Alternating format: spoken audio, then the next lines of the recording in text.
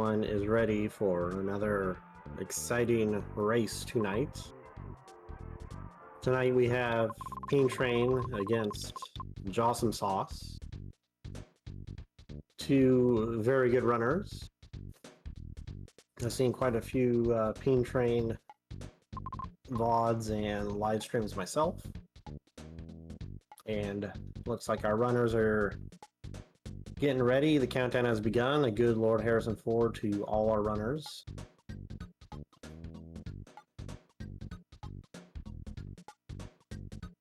PeenTrain has been on quite a streak here with some very low times in the previous two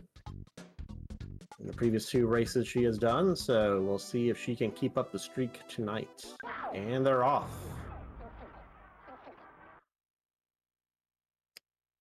So while the intro goes on here, let's explain what the Boogey percent is. Boogey percent is a partial any percent speed run of the Earthbound video game. Time ends when runners defeat Boogey Tent and pick up the jar of fly honey the boss leaves behind in a trash can on the overworld. Once the text says Nest picks it up, or Nest takes it, excuse me, that's when time is. It takes about an hour. I think the best time is about an hour 2, I believe. I say more typically you're going to see around a 105 to a 120, depending on the luck of the various racers. PeenTrain, of course, has been doing some really awesome times. I think she got a 103, maybe twice. I haven't looked. Someone did top 5 race times, but I don't quite remember offhand.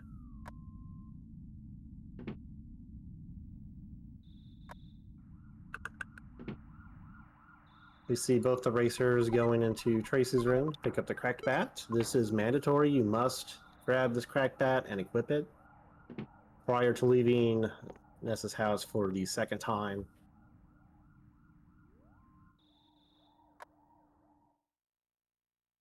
It gives Ness some level of offense against enemies that will spawn later. I don't actually even want to imagine how difficult the fights would be if you only had the base 2 offense. I think every kid has. They have 2s in every stat or something of the sort. All right, we've synced our runners up.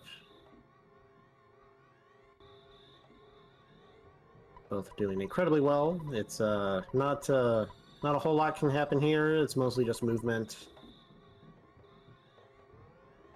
PeenTrain taking some tighter lines than Jawsome and is slightly ahead. But Jawsome getting caught up in some terrain there. You'll lose fractions of a second to those little missteps, but overall, in the large scheme of things, there's much worse potential time losses than getting stuck on a bush. Sometimes Earthbound can be a stinky game and decides you don't get to have fun tonight, but let's hope tonight is an awesome night for both of our runners here.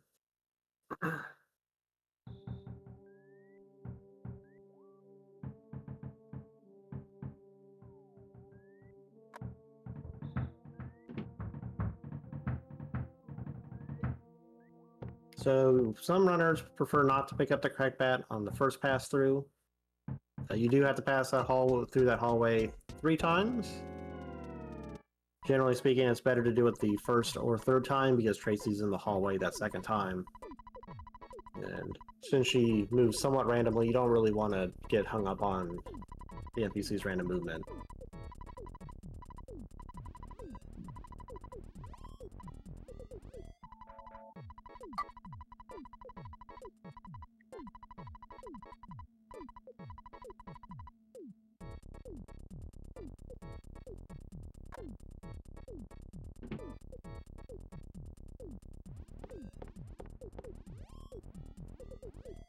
Oh, Tracy really getting in the way there for PeenTrain. Little unfortunate. Unfortunately, just something you gotta deal with. NPCs occasionally getting in your way. There's a couple instances like that where NPC random movement will get in your way. That's one of them. Another one is after this opening sequence here, where Lardna will be right next to Ness, and if she happens to move far enough down, you can make a straight beeline past her. Otherwise, you might have to go around her to some degree. And we have now the hill climb. We have various enemies about. We have 3 different kinds of enemies. We have the snakes, which you can stutter past, dogs, which just run right at you, and the crows, which have that swooping animation. Crows can get hung up on terrain fairly easily. Oh, Jawsome trying to lure that dog away, however, is not... No. Unfortunate. Dog here, if you do defeat the dog, probably the most dangerous one does the most damage, but you do get 40 XP. That's enough for a level up. And Jawsome easily wins the encounter. Gets life up alpha for their troubles. Unfortunately, there's another dog right around the corner. We see our racers here doing something called despawning, where they will go get the enemy sprite off screen. That may cause the enemy to disappear from the overworld if you go around far enough. Typically speaking, spawn plates do have a set chance of spawning the enemy. So you typically are able to despawn any and all enemies. Sometimes you can go around the spawn triggers themselves. PeenTrain, however, having a very nice hill climb, no issues on her end. We'll now be heading back down and going to the first quote-unquote boss fight. I say quote-unquote because it's more or less a scripted event. It's technically a boss, but you can't lose unless you really intentionally power level to such a degree that it would be very absurd.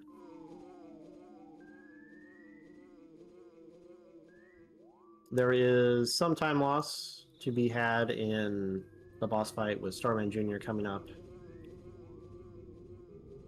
None of it is in your control.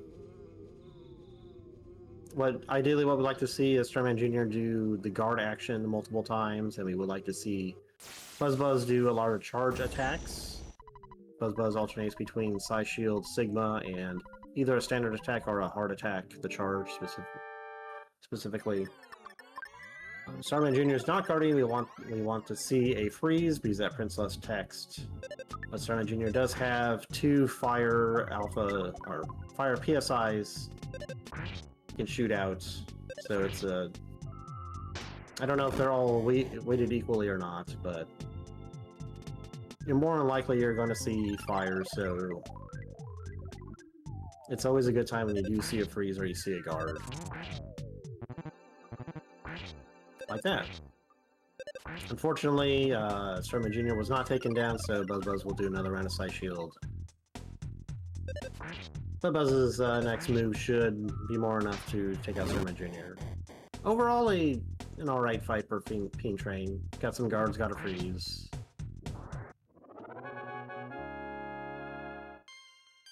We'll see how the fight works out for Jawsome. And a sub-8 Starman Jr. is very good.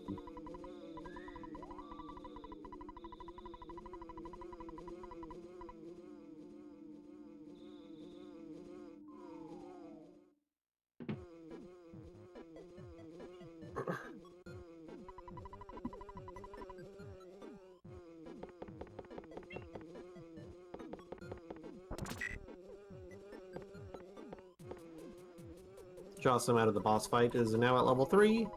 Has a slight advantage against the sharks later on. Ultimately, however, it'll even out on the Frank boss fight.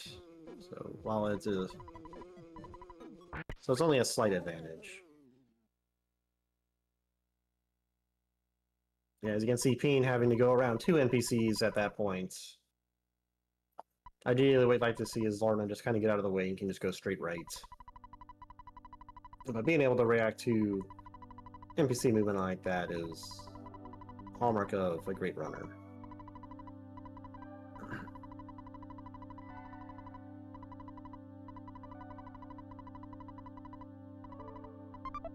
Looks like Minch is out of the way for Jawsome, so maybe Lardna will cooperate.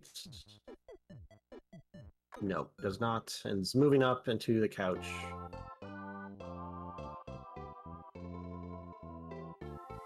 PeenTrain now heading into Onet proper. There's a couple of spawn plates along the way. There's not a whole lot of cover, especially in this section PeenTrain's coming up on right now. If you run into a dog, they can also hide in those trees down there. Very good spot there from PeenTrain. But, how many more days will this Boogey % tournament last? So there's one more round of Swiss, and then we get into the bracket stages. People said we're expecting it to end right before American Thanksgiving, so late November. PeenTrain gets a very nice hat from their good friend in the clubhouse, a signed baseball cap. We'll immediately turn around and sell it for $99 to buy just a normal baseball cap as well as a cheap plastic bracelet.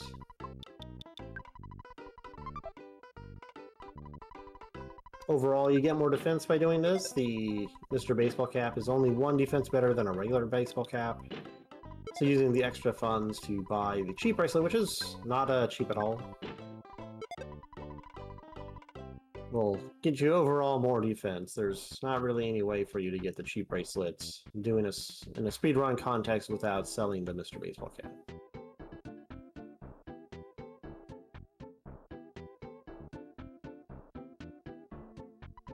Movement PeenTrain did there, going along the road and down toward the hospital. Past the hospital, it does skip the spawn plates here in front of the arcade. Don't have to worry about any randomly spawning sharks if you do it properly. Unfortunately, taking a couple of strong hits here, he's going to have to heal, eating the bread roll.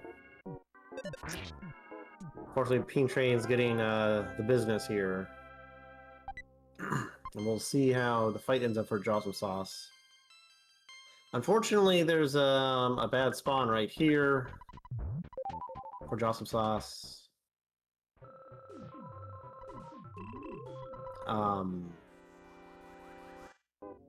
The Yes Man isn't necessarily any more dangerous than any of the other punks. However, the reason we take the two Pogo Punk fights is that they always drop a hamburger. And at this stage in the game, you don't really have money to buy additional heals. So Jawsomesauce now skipping that first punk there. We'll see if the hamburger they effectively skipped will come back to bite them or not on the first fight.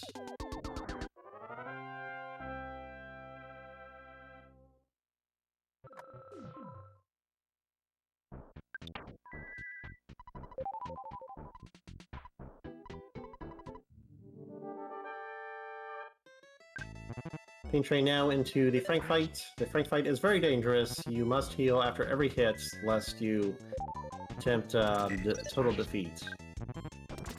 Nestus does not have the HP to really survive more than one hit. To survive maybe 2 hits, but once your HP goes below 22, your likelihood of being able to mash out a heal significantly drops.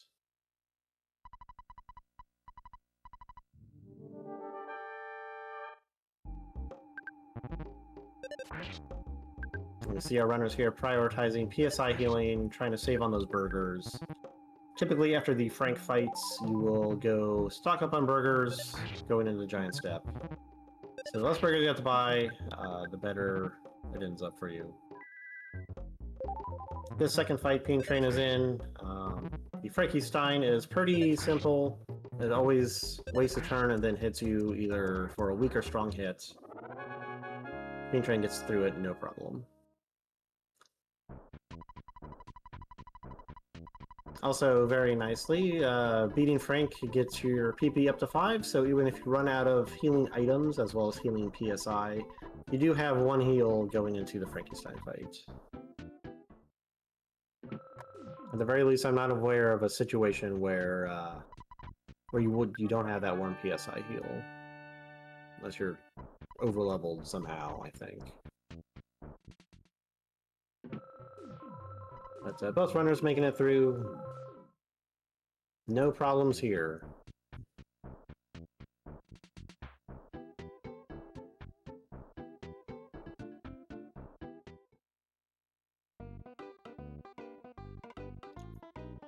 So up next we have the slug grind in Giant Step. The boss of Giant Step more or less forces you to level up to level 8 to get the PSI Rockin' ability, which hits all enemies on screen. Or somewhere between 50 to 120, I believe, damage.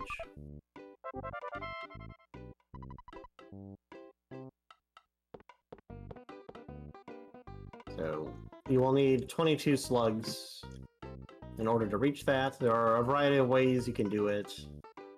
You can count the slugs if you're good at counting. I am not, so I just take a bunch of 4-packs on the bottom floor and not worry about it.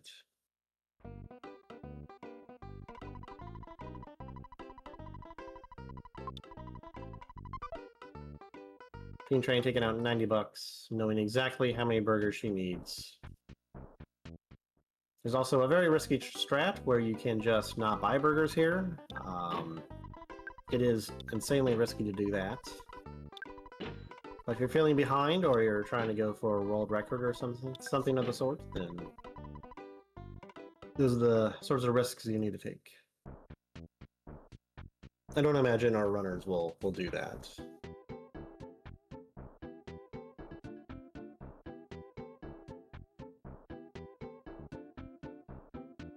All the NPCs getting in the way here.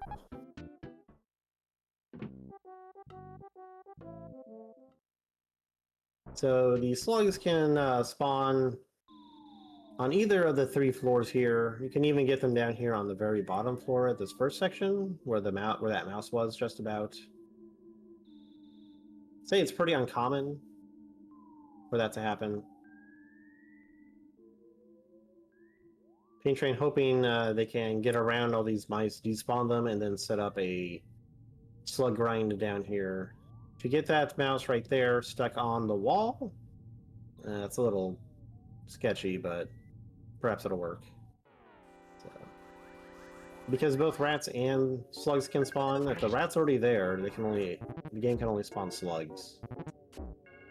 So it becomes more consistent that you get slugs.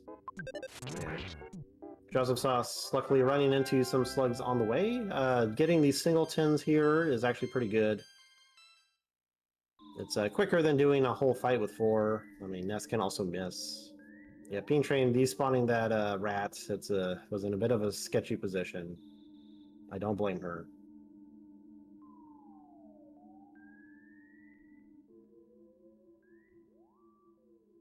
All enemies in this dungeon can be stutter-stepped, however, there can be a large number of enemies off-screen, and if there's too many enemies, then it starts to lag the game, and your stutter stepping becomes much less consistent, and you're more likely to get into a fight as a result of that.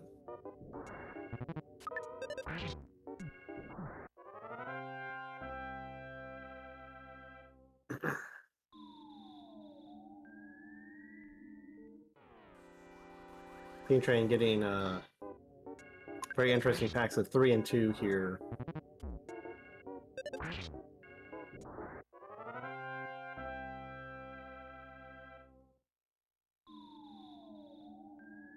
No, that rat's a little sketchy. Nope, escaped. No, you can still get 4 slugs even with that rat stuck on the terrain there. More likely there are slugs that are spawned up top on that upper level there. That possibly could have been part of the 4-pack but got separated. It's possible the runner when they're moving back and forth despawned a slug in that 4-pack.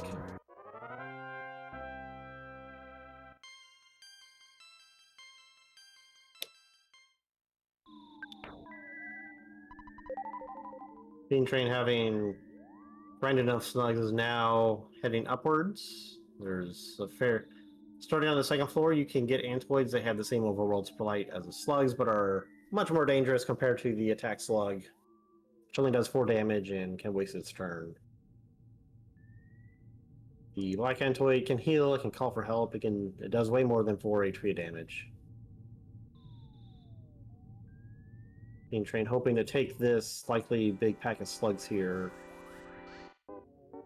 Nope, just a 4. Likely one of them was an antoid that's tethered to that rat.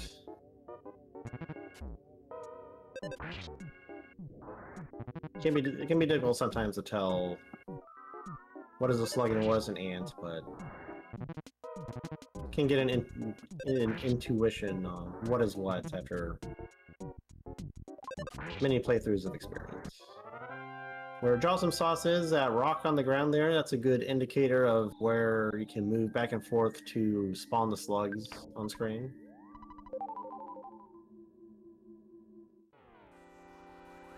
So you move back and forth, hope you feel things get a little laggy, indicating that there's more enemies on screen.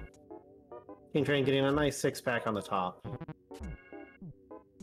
My guess is that will get her to level 8. She'll be on her way to fight the boss. We're also not quite getting spawns he's looking for right now.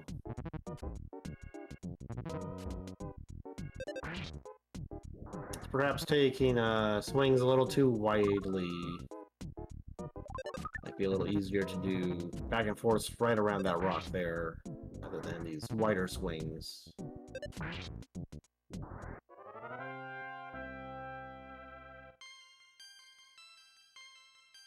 PeenTrain is hit level 8. She is on her way to the boss.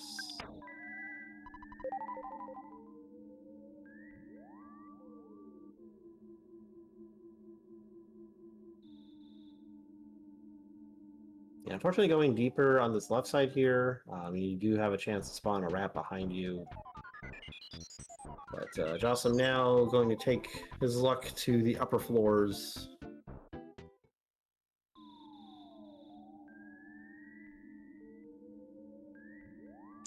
I would not take a 2-pack like that.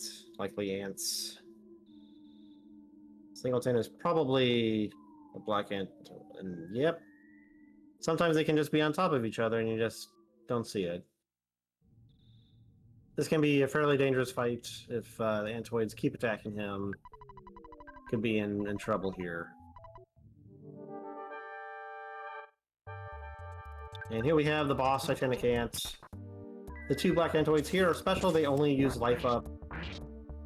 I don't know how much PP they have, but I don't think it's particularly realistic to try and run them out of PP, unlike some other bosses in the game. Ant has a variety of moves. It can hit you weakly, it can hit you hardly, can drain your PP, can lower your defense.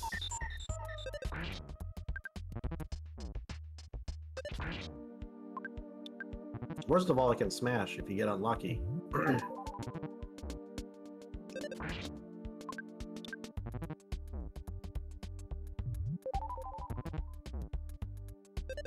PeenTrain, however, managing to fight very well and ends it. Jawsomesauce fighting some antoids instead. Antoids do give a little more EXP, but the danger level of the ant is much higher. I would not recommend grinding on the ants.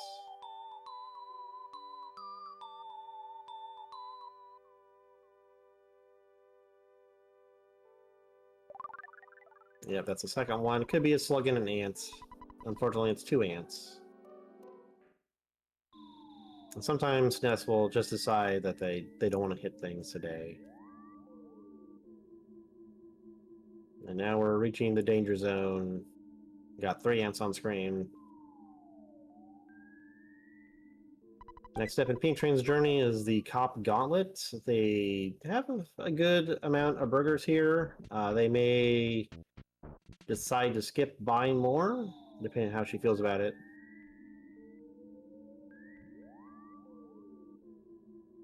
One last heal on Jawsome's side.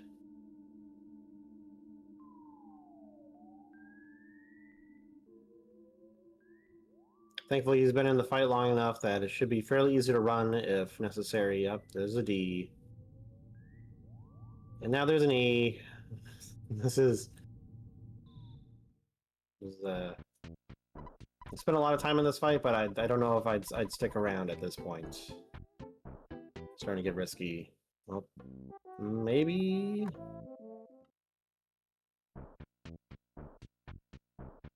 Just missed. Going to use a burger here. Not wanting all that time to be...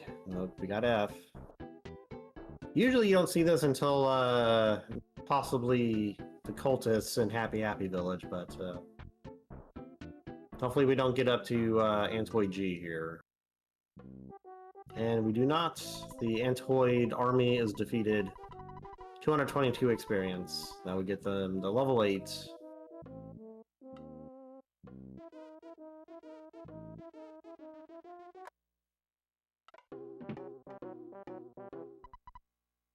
PeenTrain starting on the Cop Gauntlet.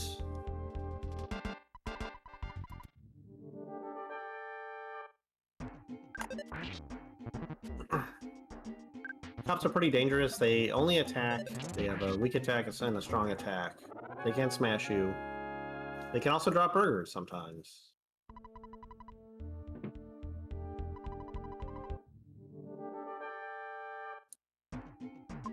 Not a whole lot to say here. Sometimes you just get unlucky. You can sometimes outspeed them, you can sometimes underspeed them. So if you end up having a bad turn order, you can end up in a dangerous situation. Jawsomesauce, unfortunately, against some additional ants here. We'll see if he goes back for... get topped off on PP again. May not be a bad idea just to maximize their chances against ant, but no, he goes for it. If you have 24 offense, you can instantly defeat singleton ants. I do not know if they have 24.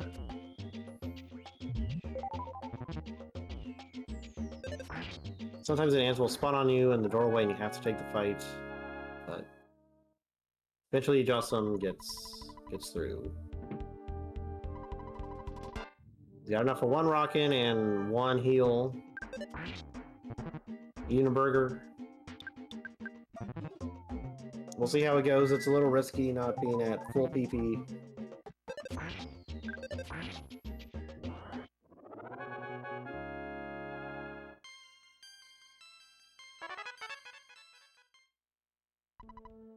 PeenTrain now on the Captain Strong fight. Captain Strong can guard, he can lose his temper and raise his offense, and he can also do a fairly strong attack on you. Grapple and use a submission hold, does about around 40. Captain Strong's actual HP total is not very high. I think it's like 140 or 150 or something. If you're lucky, 2 Rockins will take him out. Oh, I don't know if I meant to guard there. Oh, this is a KO, unfortunately. PeenTrain taking a death to the cops.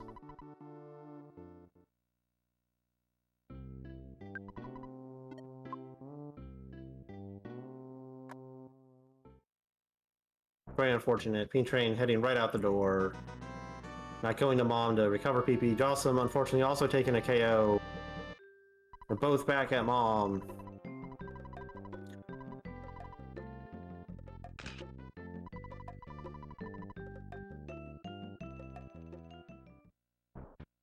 Not sure if Peen is intending on going into the cop fight without a PP heal, or if they have some other plan here.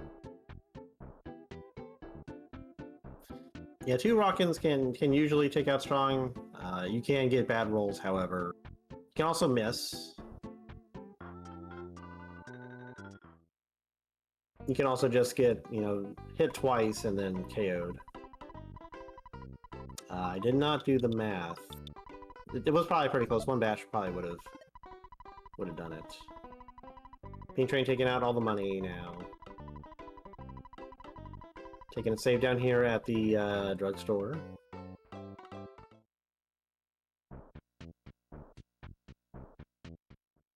Jawsome heading right back to Giant Step. I do not know if they're going to stock back up on burgers or not.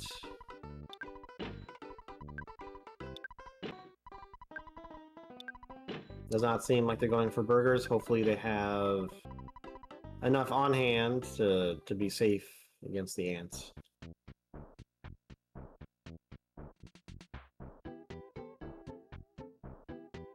We got a nice slug pack here.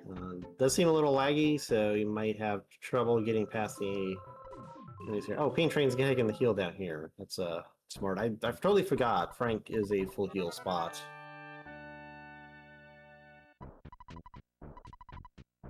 I'm not sure if it's faster than Mom if you start up at Mom, but PeenTrain's a much better runner than I, so I trust her judgment on these things.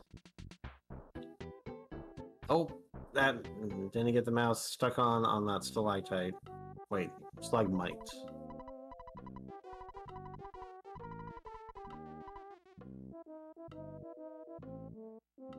Oh, the Polytech starts after the ants. Okay.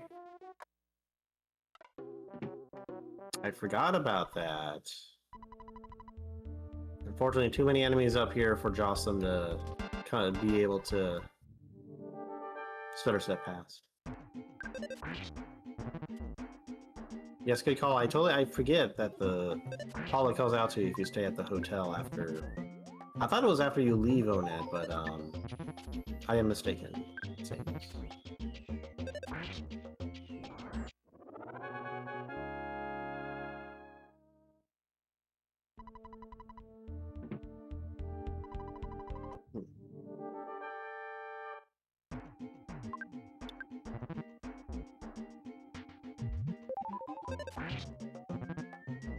Being back on that cop grind. Jawsome heading up to ants.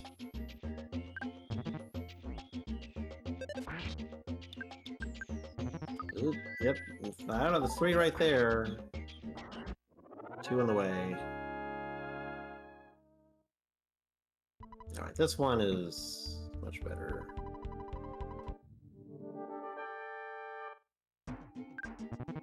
Oh, gets the ninja ant. Has no choice but to take the fight.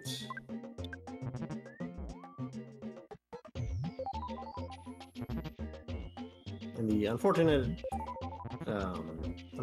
or I guess fortunately, if you do get enough EXP to get to level 9, as we see here, you do get a good jump up in HP, which does help your chances against Satanic Ant pretty good. You get about 90 HP, and that's a much more comfortable buffer against the ants. Jawsome now with full PP is ready to go here. You also get up to 3 Rockins too if you get lucky. And you don't get your PP drained.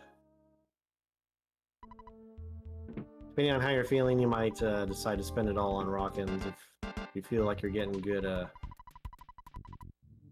damage. PeenTrain now up against Captain Strong Part 2. Misses the submission hold.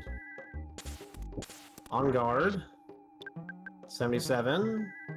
Another 70 will do it. 64. Wow, that's 1 over.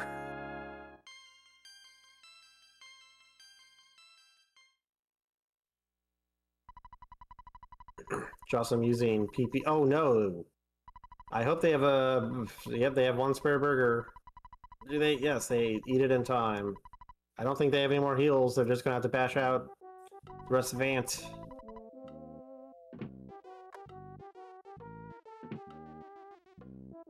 Oh no! Another KO to the Ant.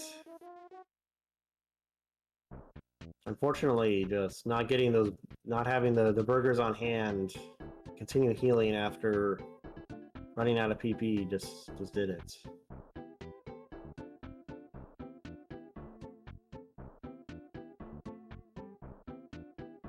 PeenTrain now on their way to Tucson. Not too much to worry about unless there's a ninja mushroom hiding in the trees down here. I've also mismanaged my distance to those mushrooms and have gotten in 2 fights with them now over the course of three runs I've done.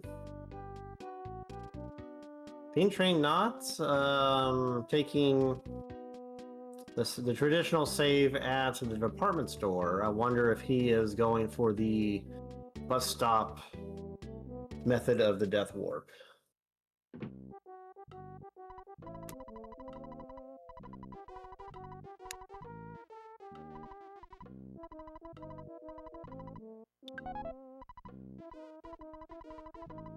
I don't know, did Jawsome go and buy burgers? I don't think I saw him do so.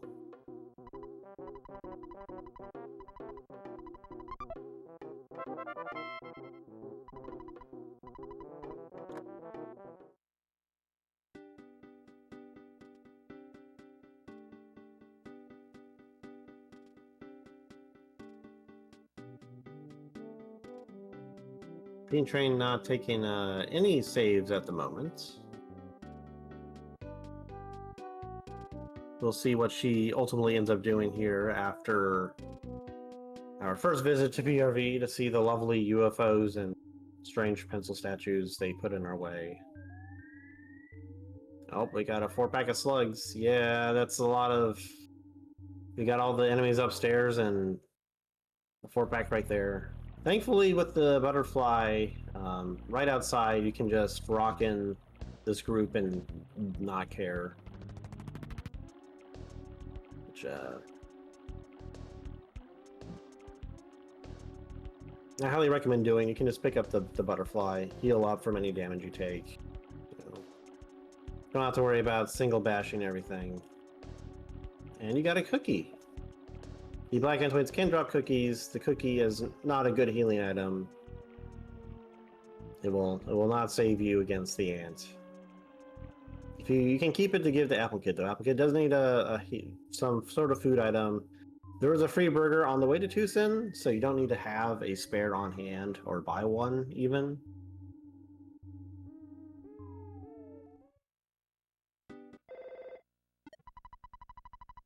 Some really good stutter stepping here from Jawsome. Good job. Heal up, grab that butterfly, and we'll be on our way. Back to Ant.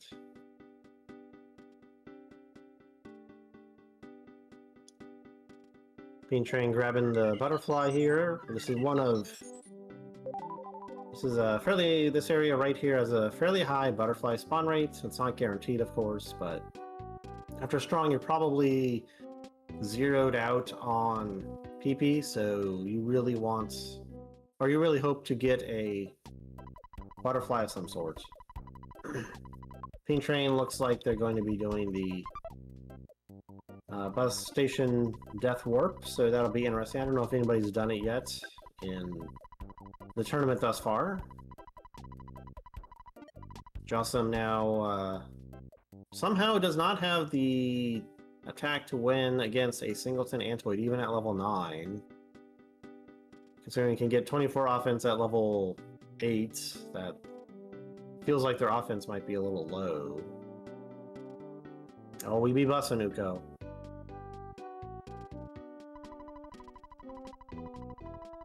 Alright, 30 PP in a dream. We got Magnet coming out, so that's gonna take out some potential healing power or offense power here.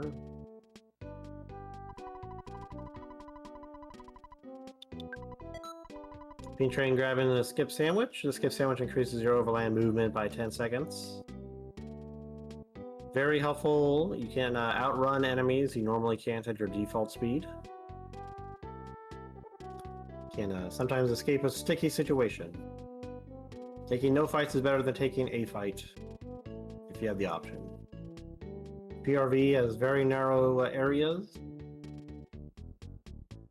Not a whole lot of there's some obstacles enemies can get caught up on, but a lot of the time it's just very narrow spaces, and you can easily find yourself pincered between the variety of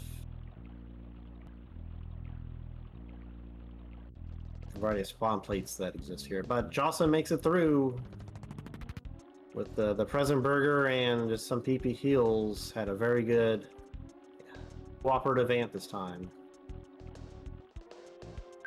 Jawsomesauce now on their way to the cop fight. Hopefully it goes much better.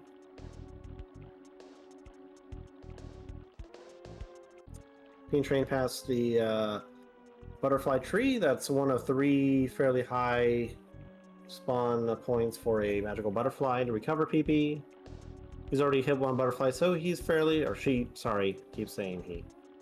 She is fairly safe against, if she does run into a fight, then she can use healing or PSI to get through it quickly, depending on what the enemy is. UFOs have really high speed. You don't want to see a UFO. Very hard to run from a UFO. Other enemies are much slower, much easier to run from them. And also to hit them with rocking, because rocking can miss.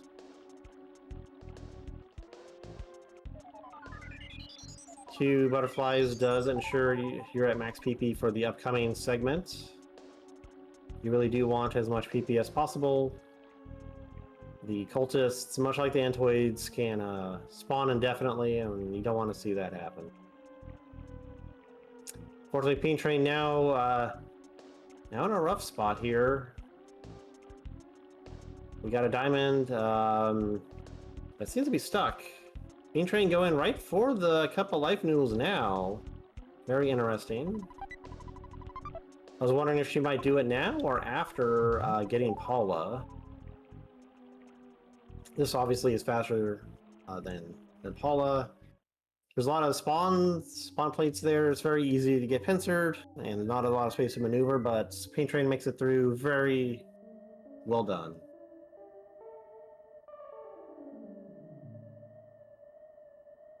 Jawsome doing their pre-cop burger tour. PeenTrain now grabbing bats and grabbing a Holmes hat.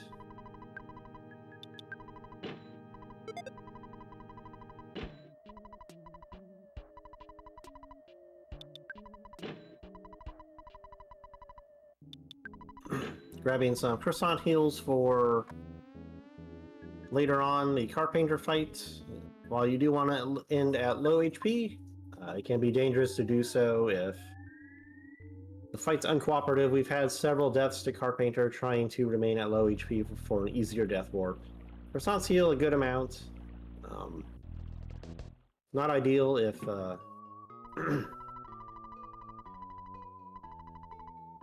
if you are trying to remain at low HP, but actually I wonder if the command works in chat.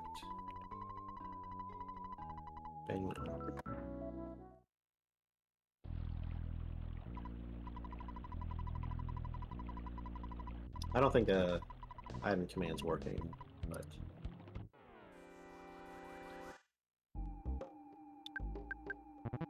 in any case, we'll want to Rockin' the cultist here.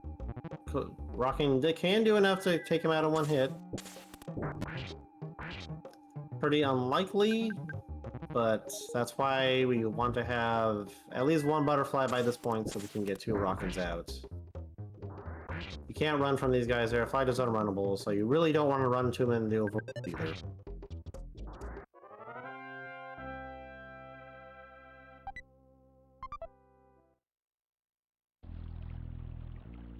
PeenTrain is now on her way to the Carpenter boss fight. Has 1 more mandatory cultist in the way.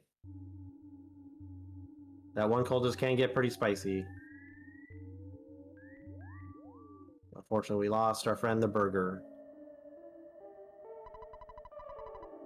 PeenTrain deciding to pick up a banana here, or 2. Getting a fresh egg.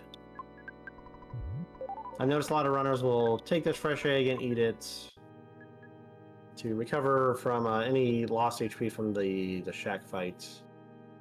Jawsome going for some PP life up here. I've noticed if you're doing particularly well, I've seen players use Rockin' on that final cop fight to try and get through it faster. But Rockin's pretty unreliable, so your mileage may vary. I tried it a couple times myself with mixed success.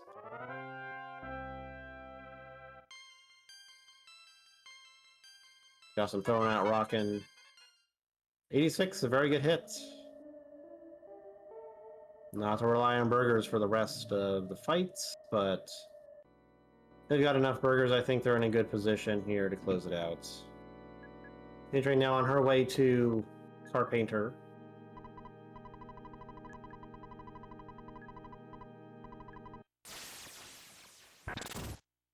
So Carpenter is a fairly scripted fight. Carpenter will always throw Thunder, do a PSI move, and then a full attack.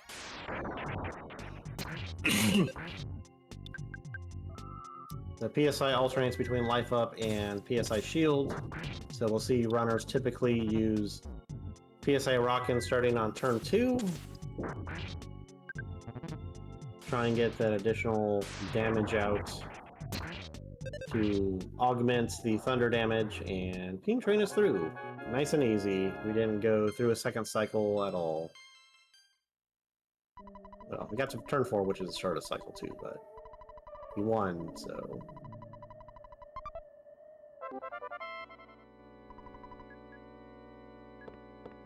Really, the best damage in that fight is getting Thunder reflected. Thunder is a 25% chance to hit, so it can be fairly unreliable. Since you're trying to stay at low HP, oftentimes for the Death Warp, you can find yourself in a sticky situation if you're hoping to close the fight out and you don't manage to make it. Jawsome now in Tucson, going to do their story triggers here. PeenTrain will be picking up Paula, and then I imagine saying hello to a friendly mole in the caves.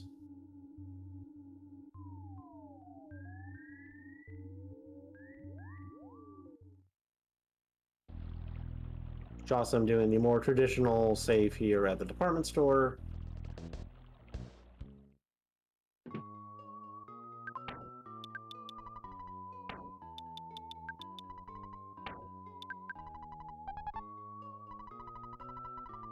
And to help make sure Ness takes damage, we throw away all of our defensive items. We'll also throw away Paula's teddy bear. Teddy bear gets to stay in jail. It knows what it did.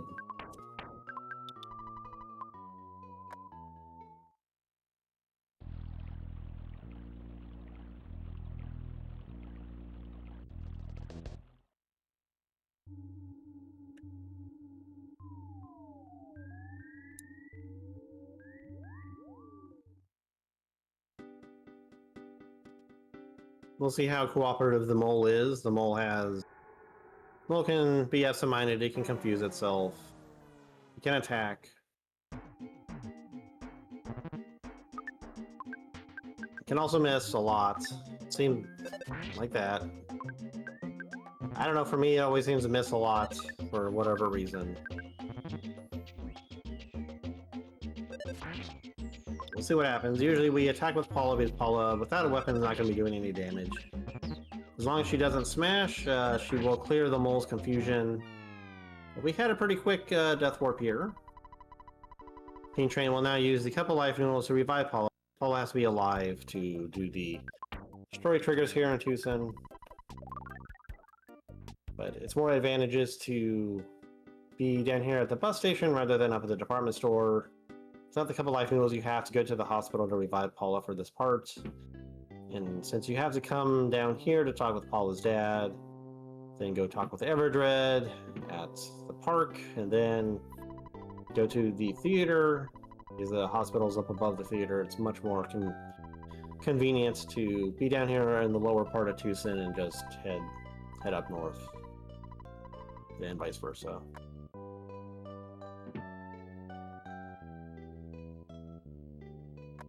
So not a whole lot to say on the PeenTrain side right now. We'll see a bunch of story flag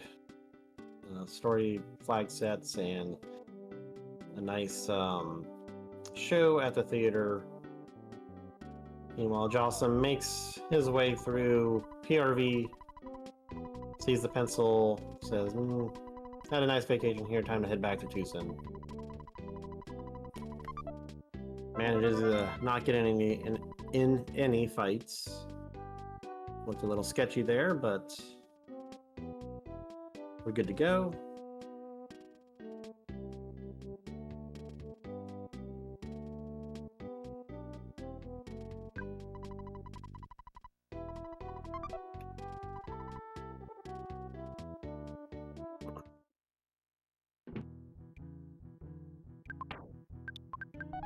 Another instance of random NPC movement. This blonde-haired gentleman, the theater will randomly wander around and do his best to get in your way.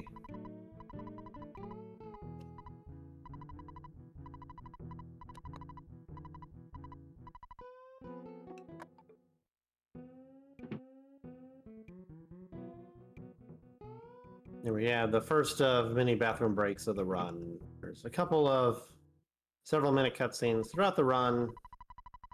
It's very nice for our runners who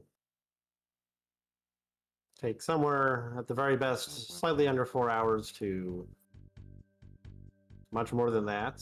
But have a couple of minutes to get up, stretch, hydrate, use the bathroom. Don't forget to do so yourself, viewers.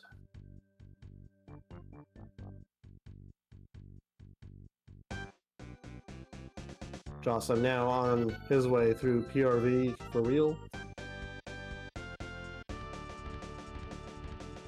We'll see how the valley and village fare for him.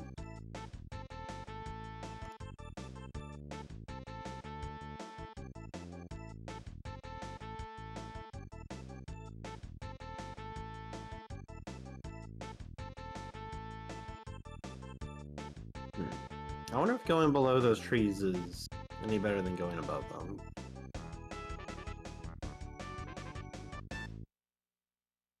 I can't say I typically do that myself.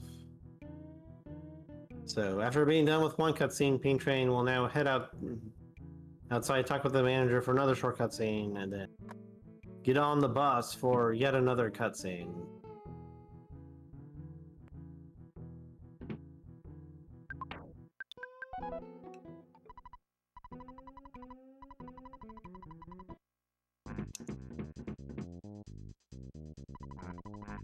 It is cutscene o'clock here on the left side of your video feed.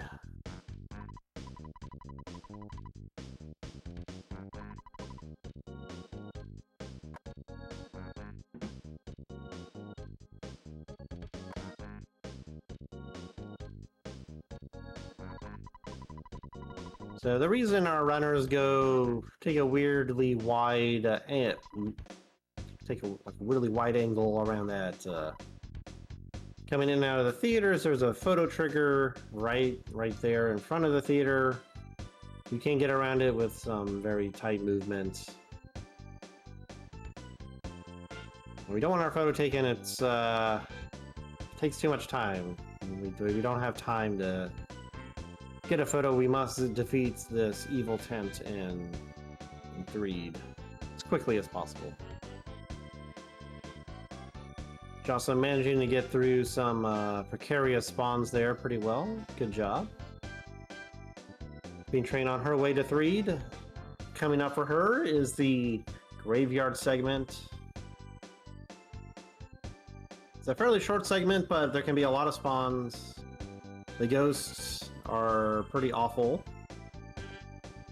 You really don't want to run into them. They have a lot of time-wasting abilities and attacks. Flies are annoying. They have UFO type movements, so like to swoop around. The garbage cans can be kind of annoying, but you probably won't run into them unless you just don't see them.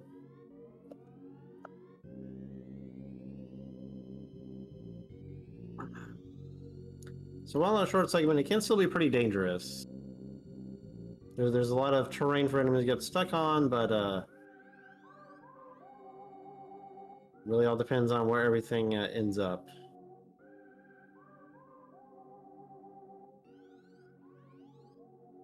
So taking that movement there helps avoid some fly spawns that are around where those trees are. But you go far enough right that you can spawn things to your left, trying to leave that little area. But PeenTrain having 0, only seeing 1 trash can. So having seen our way forward, blocked by zombies, we decided to take a night here at the 5-star hotel here. No problems here at the hotel. That's what everybody says on the 3'd Yelp service.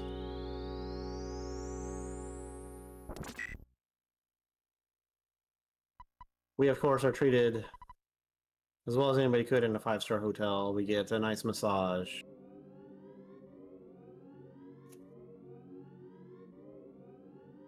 Really feels like we just came back to life. Rejuvenated, you might say.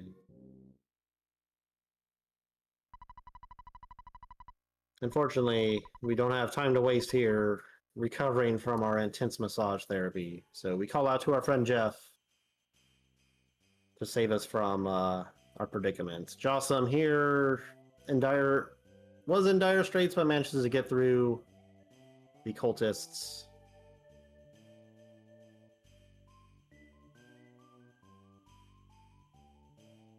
That was a pretty rough shack fight. However, the only tree that matters is the last one. As mentioned before, the cultists, you can't run from them, so if you run into them in the overworld, you have to take the fight. And because they can call for help, it's very dangerous. Even with the Antoids, they're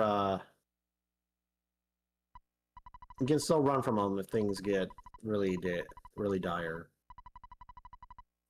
So PeenTrain now has a couple things to do in boarding school. You have to get a Bent's key and then a super master key called the bad key machine. Can lock any door, but coincidentally there's only one locked door in the game that we care about for story progression. It can also open up lockers. A very handy tool that has exactly 5 uses in the game. I don't even know if there's any other, like... No, I guess Dungeon Man and Scaraba is technically locked by a key that you have to get.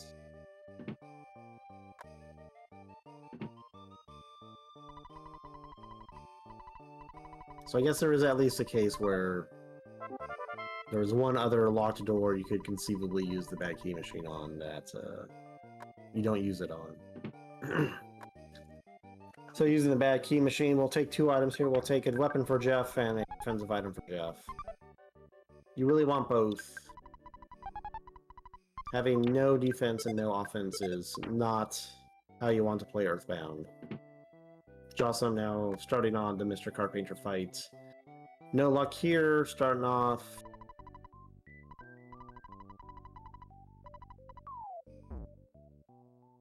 Manages to dodge the physical attack, not necessarily a good thing. Crashing Boom Bang number 2 doesn't hit anyone. Unfortunately, we'll now throw up a PSI shield. So our Rockins will no longer be effective. Not that we had the PP to really do anything with another miss. And Mr. Carpenter turns back to normal. Well, that was not ideal as far as the death warp goes, but entirely safe. Carpenter couldn't hit him at all with anything. With the paintbrush, with the thunders, absolutely nothing hit Jawsome. The only thing that could hit Mr. Carpenter was the bats. We see here the janky Jeff getting a janky green on the dog here, and we get a free bread roll and a level up. These dogs have a 50% chance to drop a bread roll, while the ones that nest fights have a much lower chance of doing so. I guess these campers have a lot of bread they're giving out to the local runaway dogs and other wildlife.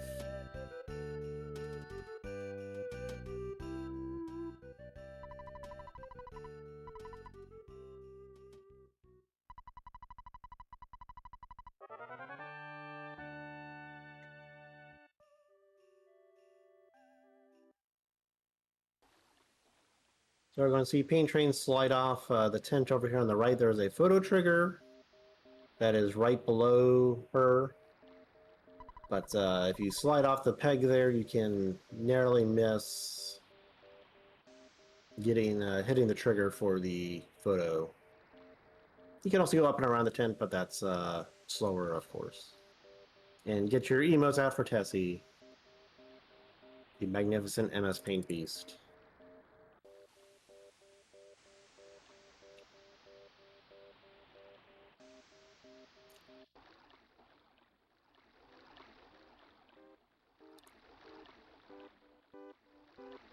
Also now on his way to do the Death Warp and do all the Tucson flags and cutscenes.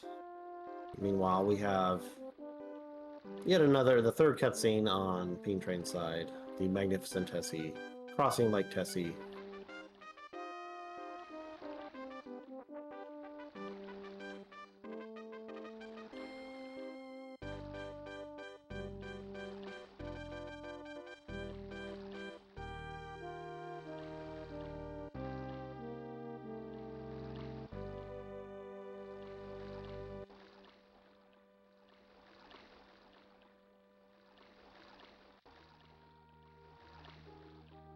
PeenTrain will now be up against the strongest enemy in the game, the worthless protoplasm.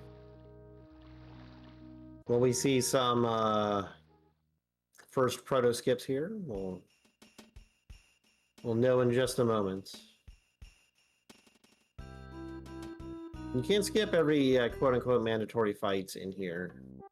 The first proto skip is by far the hardest. You gotta slide on this wall here, then head back up, and then kind of go around like that. Doesn't quite manage to get it. Bubble Monkey can also ruin it for you, because Bubble Monkey gets distracted and stays behind for monkey-related reasons. Peen now facing down two protoplasms.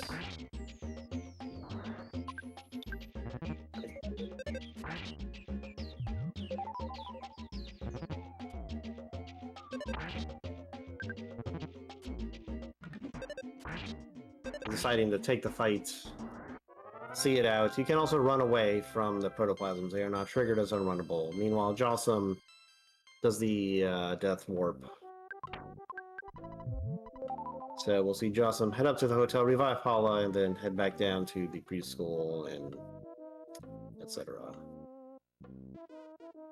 Yep, and that Mad Duck, it has the... Oh, very good. Third proto skip. So the Mad Duck, as well as the tree and some other, like, humanoid enemies, they have kind of an animation where they kind of wander around and then look around before locking onto you. So if you can slip past them when they're doing that little loop. Right off the bat, we have a mouse and a slug. These slugs, however, on that grind set, we do not want to fight them. We simply want to get around them and leave them be. Thankfully, stuttering, it really isn't too bad. Here in this cave, there's not spawns to worry about. They do not come in large quantities, and there's not multiple floors of spawns. I see here a butterfly threatening to... Oh. The third and most dangerous enemy in this cave, the mushroom. Has the same proximity chase as the other mushrooms do, but Jeff is not well equipped to handle them with her at least in a speedrun context, we don't really want to fight them. They can't mushroomize us, but all the same, they're pretty dangerous.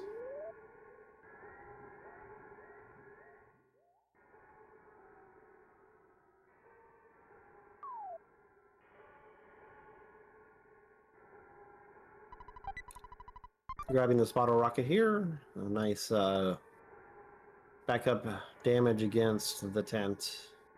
Ideally, we will just... Okay. Did we get the green? No! For some reason, the one in back was the one who triggered the fight. Fortunately, these mushrooms are so strong and dangerous.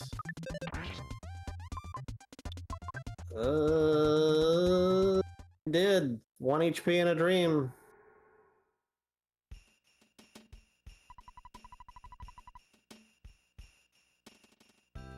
What's the command? Is it to bang enemy?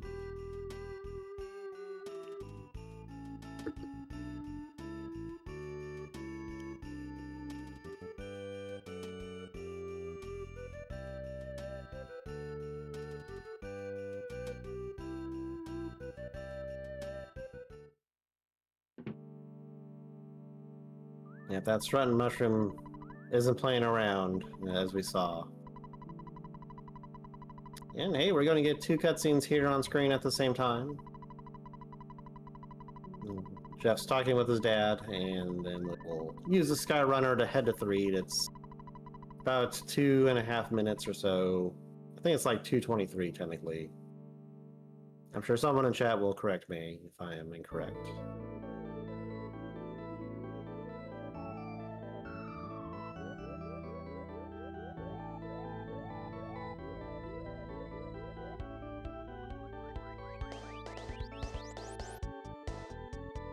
Maybe you need to have the apostrophe in there. Does it have an apostrophe for strutting? But yeah, that was it was very unfortunate that was not a green swirl somehow.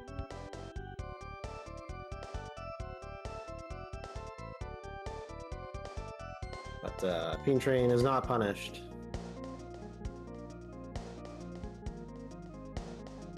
There are 2 enemies with the same name. Oh, I thought the red ones had a different name from the green ones that Jeff fights. I think they're green.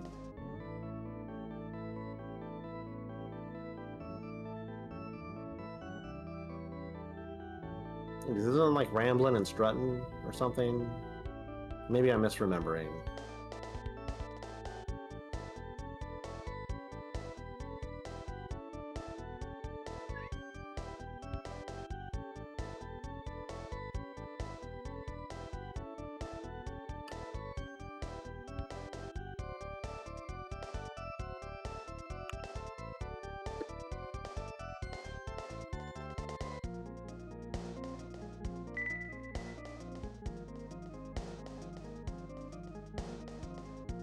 In any case, that's why we don't fight mushrooms as Jeff. Because they do like 20 damage when you have like 30 HP.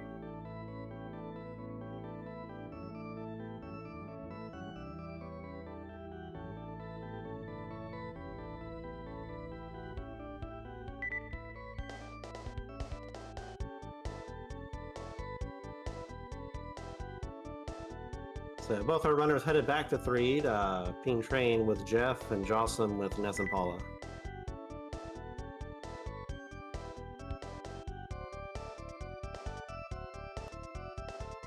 Really, the true enemy all along is the API does not handle mushrooms. Perhaps it got mushroomized at some point. Alright, the only thing left for Peen is to take out the tent. We'll see how it goes. I think she still has a skip sandwich to use on the way down. We'll see if she takes the safety bear or not.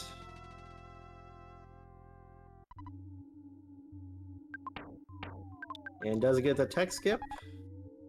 You can be slightly away from the door, such that the bad key machine still works, but you don't get the text that says that the door is locked. Now that we've escaped our 5-star massage parlor, we will now confront the evil tent that is the root of all evil here in Threed. Or at least houses a jar of delicious fly honey for whatever reason.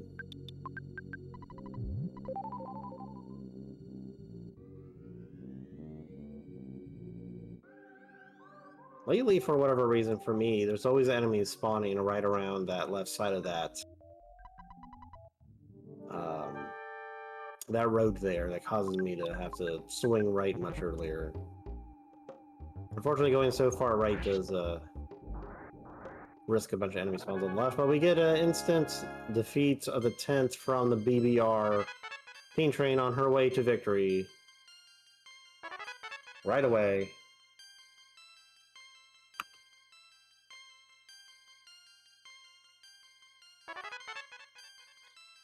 Meanwhile, Jawsome now starting off on their Jeff journey.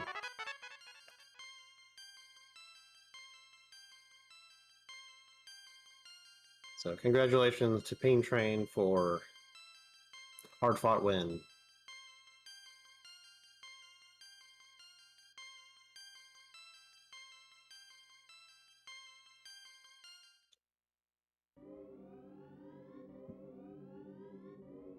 Thankfully, no shenanigans here.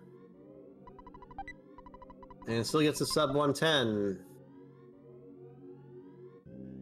PeenTrain finishes with a race time.gg time of 109.46. Woo. A woo's in the chat for victory against an evil circus tent.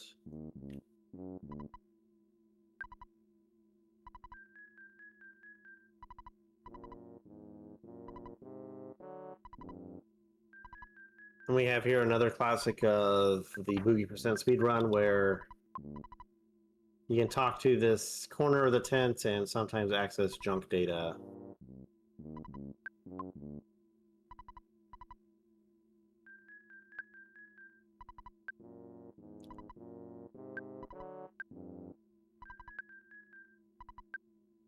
There may be no problem here, but soon problems will arise. Jawsome now on their errands and errand run here at the boarding school.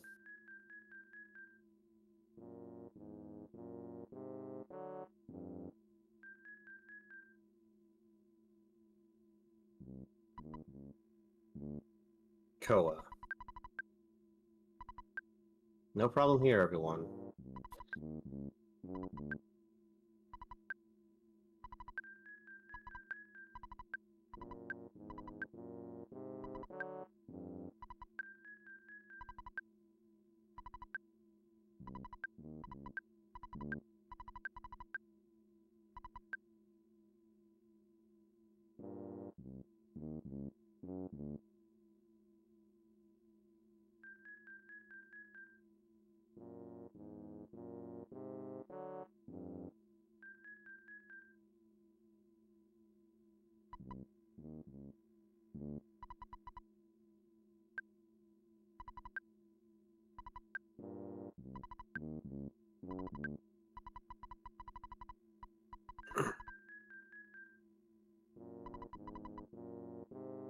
Jawsome now finish up the boarding wood section. I'll see how the upper winners goes for him.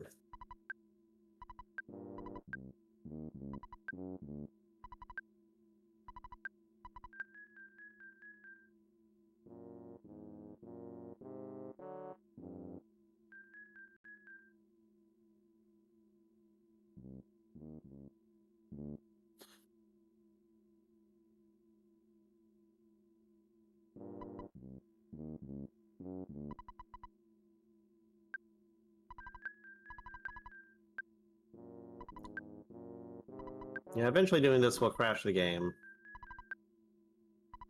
Oh, it's a monkey almost slingshot into that goat. It's much safer to go down that middle path. The goats can't spawn there. I also just think it's faster just to go down that middle path. Don't have to swing around quite as wide. Jawsome taking the safety dog here.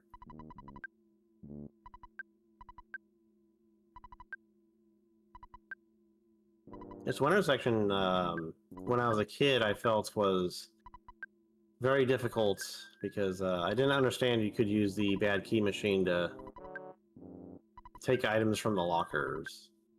I would just get the bad key machine and leave without a weapon or or helmet. Out here just trying to punch dogs and crows.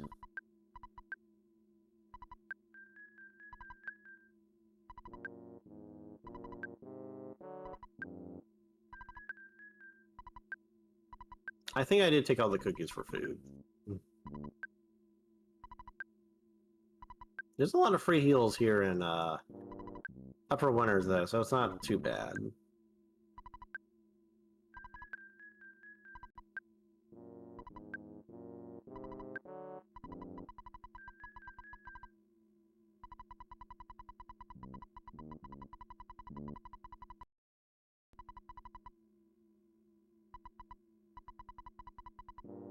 Oh, we're getting all sorts of junk data popping up on PeenTrain screen.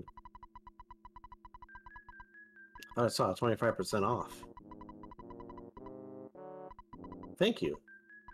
Yes, thank you, runners, for doing such an awesome job at speedrunning.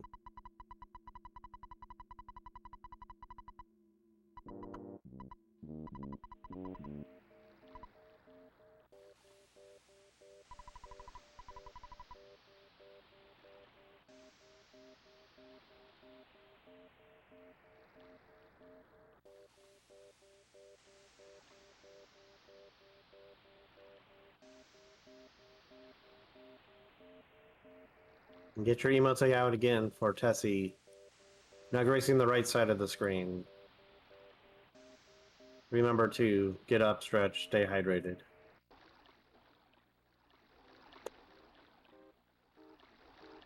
Thank you.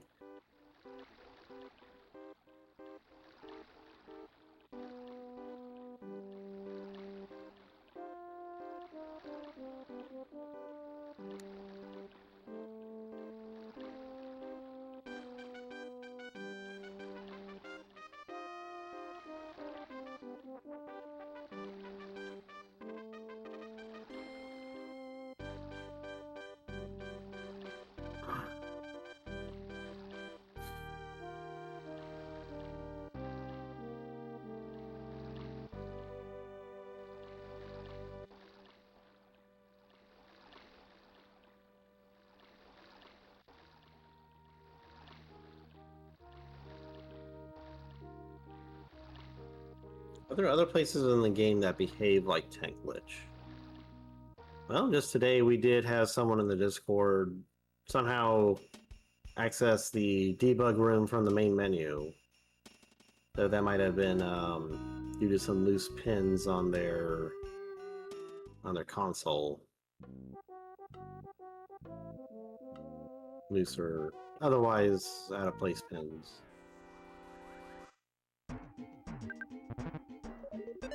And yeah, there actually is I believe a debug, I think it's called debug percent, where you try and access the debug room as quick as possible. So, like PeenTrain said, if you clip out of bounds above ONS's house and ONADs, you can access some junk data and try and sometimes you can I forget all the details about trying to access the debug room.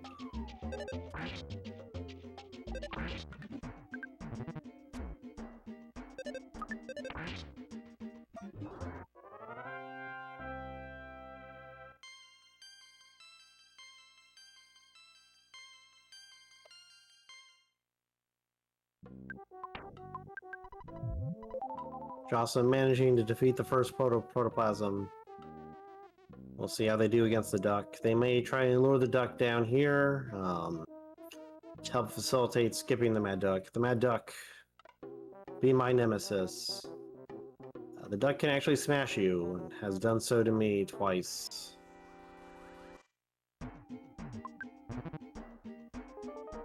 It has a lot of moves that are time wasters, specifically for Jeff, but it can also just decide to ruin your day. And this duck does not want to get hit.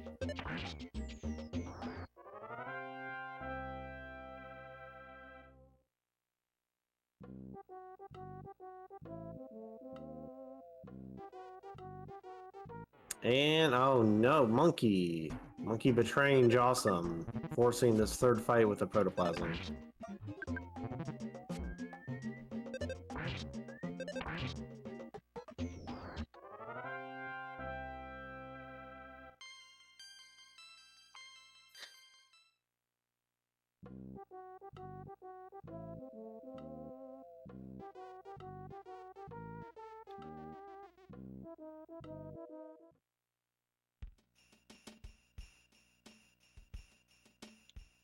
Alright, one final dungeon for Jawsome. Let's see how his stuttering holds up here in the pawn cave. Or maybe he just won't get any spawns in this. Okay, there's something, but that was a very clean first part of the first room. But we got the green. Thank you, Bubble Monkey.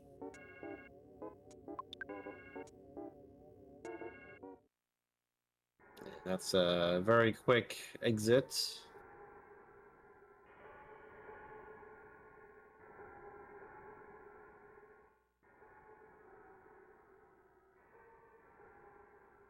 Yep, those slugs are in the way. No way past them. That one's also kind of in the way.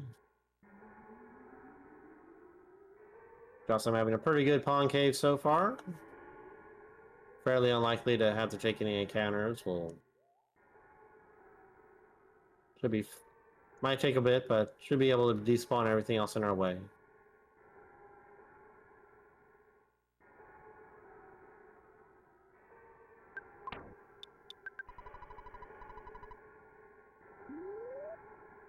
I think this was another spot when I was younger I got stuck at, because I didn't realize you needed to use the pack of bubblegum here.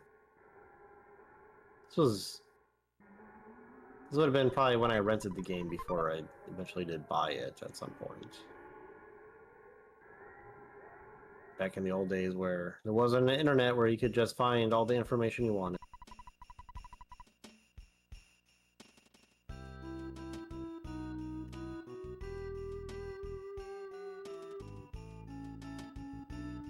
Now Jawsome has to avoid all these cave boys. Looks like he'll be able to do so. Thankfully, they're a little slower than Jeff. Oh, really? Yours came with the player's guide. Wow, that's pretty nice. Nope, no problem here. I think Jawsomesauce is going to be on their way to 3. We got another 2+ minutes cutscene.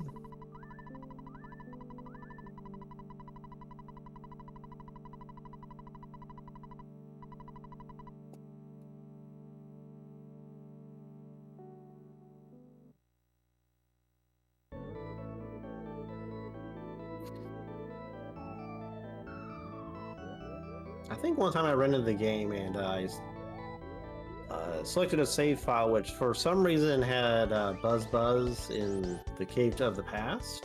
Not sure how they managed that, but it was kind of interesting. I don't think I really managed to do much with it, but...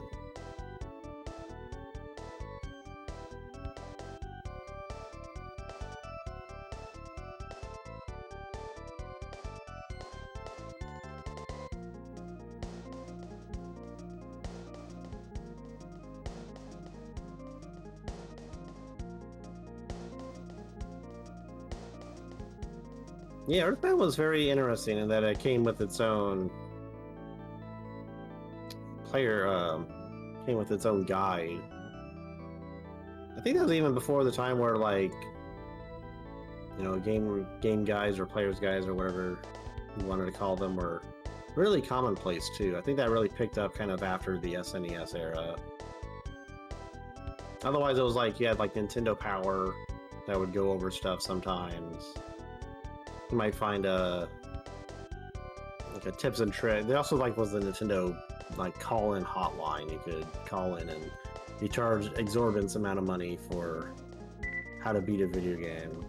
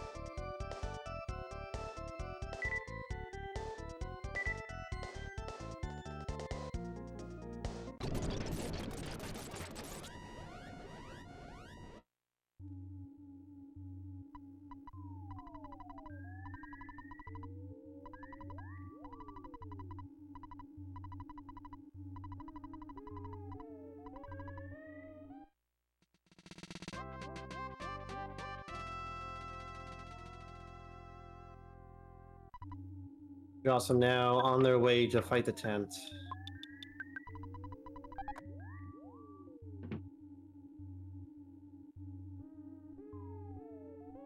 So we'll see what happens. You can take a safety save if you're expecting perhaps some bad RNG. Allows you to save scum the big bottle rocket sometimes. Well, I guess all the time, as long as you don't forget to not restart. But you can also go right for it. And sometimes there's also just like a snakes hanging out here too. I know the mole has a purpose. It shows up now and then to cancel out some invincibility flags set in by the game when riding a bus. But I wonder what the purpose of those snakes are, if there is a purpose. Oh, well, goodbye, Jeff. I hardly knew ye. Unfortunately, Jawsome got teddy beared.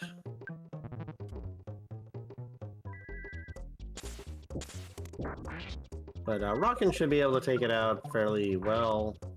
Ness has the HP. Oh, Paula took it out with a single-digit freeze, so good job there, Jawsome. On his way to finish out the seed.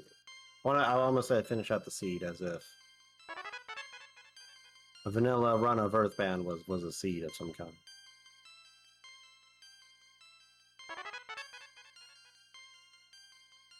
Yeah, the snakes show up in 3, and maybe another place or 2.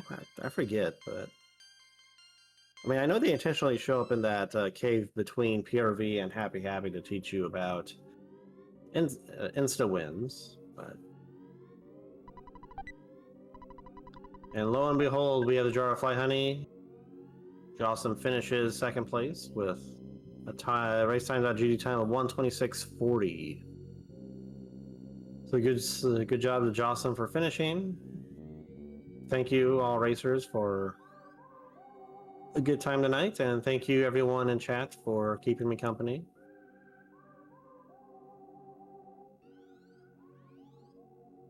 I know Tent's been a little rough sometimes. All right. Well, it's past my bedtime for sure, so I'll be heading out. Thank you everyone, and good night.